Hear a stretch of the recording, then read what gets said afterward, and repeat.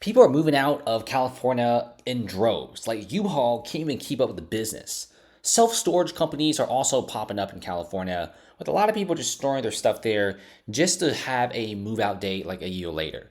Like it's just insane. Like I've never seen a U.S. city having this much outflow, and most people are really just going to places like Austin, Tennessee, and also South Florida is also getting very, very popular for a lot of these people. Now, between April 2020 and July 2022, this is about 2 years in between, the amount of people that left California surpassed the number of people moving in by more than 700,000 people. It really just boils down to a few things. It's politics, guys. It's very high crime and also very high commute times and homelessness. Now, there's a sea of problems in California, but I swear, if they just fix the crime, the drugs, the homelessness like a regular city, I think they should be fine. I think if they really start working on the homelessness problem, at the very least, I don't think people actually move out. Most of the California guys I know, they love the state. It's fantastic weather, fantastic cities, and great culture. Not to mention the job market is still pretty hot over there. But guess what? Nobody really wants to stay in a place where the crime is sky high, the police can't really do anything, and like I said before, bad politics. Like if the politics are better, I guarantee you people are going to be moving into California. Okay? And just from 1 year, July 2021 and July 2022, California lost nearly 250,000 people. That's a lot, and half of those, over 100,000 people, are from the LA County alone. Now, fun fact for 2023, from January to February, in 2 months, LA lost 90,000 people. This is insane. I mean, California's population loss is something that I've never seen before. This is very, very high, and it's very, very different. Well, check this out. Texas gained almost 1 million people. Florida gained about over 700,000 people in the same period. Okay, and New Yorkers are also leaving. They don't want to live in that crowded area anyway.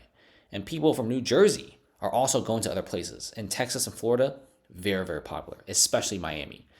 Now, if you look at some of the crazy news here, now we got San Francisco. Now, this news is all over, the channels, all over the city. It's like this guy from Afghanistan. They have like this cigarette and like vape store in San Francisco. Somebody robbed $100,000 worth. And what the guy said was the police took like half an hour to come. And it basically was like just a massive ransack. And I think he kind of knows that the cops can't really do anything. And I guarantee you, the cops want to do a lot of things. Okay, they want to really make the community better. But on one side, the politics and the governors are like, yo, you can't do anything about it. You can't be arresting people. And the other side, people are like, please start arresting people. Like, please do something. So the police are kind of in the middle. They can't really do much. So you have this situation where this whole entire city is basically lawless. Okay, like people would just be stealing $600-700 of stuff, and the cops would be standing there and just watching. Like they can't really do anything. It is crazy. Like this city, like you got to be pretty insane to open a store here. And a lot of people are leaving. Okay, people are leaving for other places. San Francisco Pizza Joint, they closed up shop and moved to Lake Tahoe. And this isn't like the only store just leaving this area, but we're also seeing a lot of people leaving California, people leaving New York, and they're setting shop elsewhere. I mean, the politics in California is just terrible. They like to take people's money. They love to tax the crap out of people. But at the same time, it's so difficult to open a store. And when you ask for some guidance for a store, or if you try to get some, law enforcement, it's impossible. You can't really do anything. And check this out. California activists is crowdfunding his move out of San Francisco's zombie apocalypse. I mean, they've been talking about the Tenderloin District for a very long time. You guys don't know what the Tenderloin District is? It's basically a massive slum in the middle of downtown San Francisco. Local location is actually fantastic. Tenderloin is so close to downtown. It's actually a very, very nice place if it wasn't for like the open drug markets and the homelessness, all this kind of stuff. I mean, Tenderloin is an insane place due to the fact that of the close proximity to several theaters and culture sites, but at the same time, it's like literally just like a drug market. Like the governors and like the mayor of California, San Francisco, they've been talking about cleaning it up and doing rehab for a lot of those individuals. And to this day, after several decades, they can't even handle a single neighborhood. And a lot of people are just sick of it. Tech workers are leaving. A lot of people don't want to stay here anymore. There's trash on the streets. People overdose, and it's just not safe at all. It is insane. Like, you can't even park a car in San Francisco without being broken in. I mean, if you have parked a car in San Francisco for more than a week and the windows aren't broken in, I gotta give you a big a big applause, because that is very rare. That's basically like winning the lottery. So they haven't really done anything, and a lot of store closures are hitting San Francisco super hard. Office vacancies are super high, fears and crime on the rise. So many retailers are leaving. Nordstrom is leaving. You can't buy your shirts. Old Navy is leaving. Whole Foods Market is leaving. I mean, even Whole Foods is leaving. And when these massive flagship stores leave, they're never coming back. Flagship stores, when they leave, and if you tell them to come back and set up shop, it costs them millions of dollars. It's very expensive to pack up for these stores, and it's very expensive to settle down. And these stores usually don't leave until the city is truly unrecoverable. Okay, if they deem a city so bad to the point that they never want to do business there again, that just shows you that it's probably time to leave San Francisco. Office vacancies are super, super high. I mean, you got commercial real estate properties selling for 75% off. If you check out some of the vacancies on the first floor retail sectors, which are very, very popular, like the corner stores, if you look at the walking tours, every 3 stores that you go by in downtown, 2 stores are empty.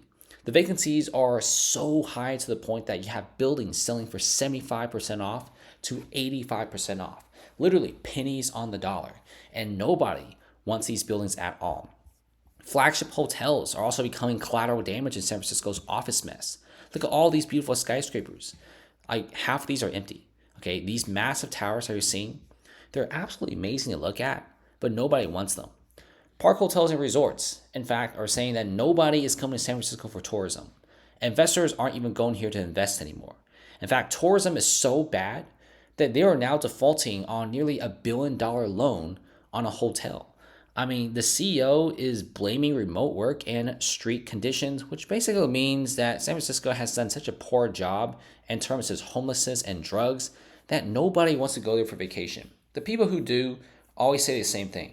Crazy at homelessness, the car got broken in, or there's just not that many shops. If you go to Fisherman's Wharf, which is a very, very popular tourist destination, like 60 to 70% of the retail space on the first floor is completely empty. That's scary. If the stores are empty, why would anyone go here for vacation?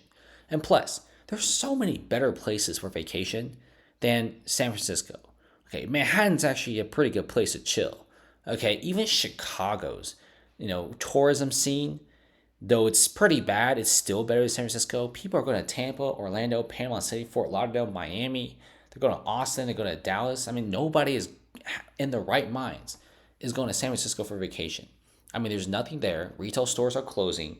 Okay, most of the cool stuff are gone, and there's no longer any cool major events. I mean, nobody is coming to the city. Tech workers, finance bros, crypto bros, everyone is leaving. Okay, and in the few years, if this thing just keeps getting worse and worse with more crime, more homelessness, and the city is already running out of money, for the first time, they're actually in the negatives. It's over for San Francisco. And also, LA is also experiencing a massive drop in population. I mean, hundreds of thousands of people are leaving because these cities, you spend $500,000 on a home, and the most you can get is a studio in a bad part of town. Whereas if you go to Miami, $500,000 gets you a 2-bed, 2-bath, 1,000 square feet in a skyscraper with views of the sea. I mean, just pick one. It's easy. So thanks for watching, guys. Comment below. I really, really hope San Francisco gets better, and so does this California region. I love California. I really do. But I feel like these few years, they did such a bad job that this place is like unlivable.